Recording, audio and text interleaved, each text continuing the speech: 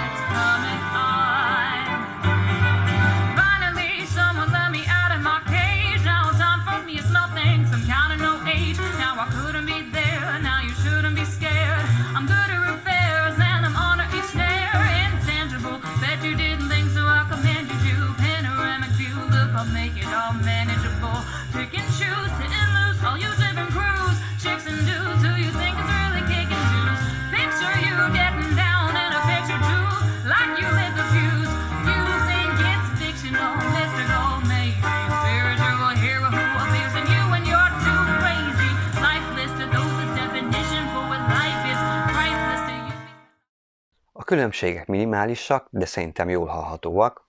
Az elmondottakból és az AB tesztből lehet következtetéseket levonni, hogy mit tud a TX7830-as rádiós erősítő. Összességében szerintem ez egy nagyon jól sikerült rádiós erősítő, jól teljesített az itthon elvégzett AB tesztek alatt, nem éreztem úgy, hogy elnyomott volna bármit a jelből, amit kapott, vagy éppen hozzárakott volna. A Technics erősítőmhöz képest frissebb, élénkebb hangot produkál, ami egy kicsit hűvös, de nagy élmény hallgatni.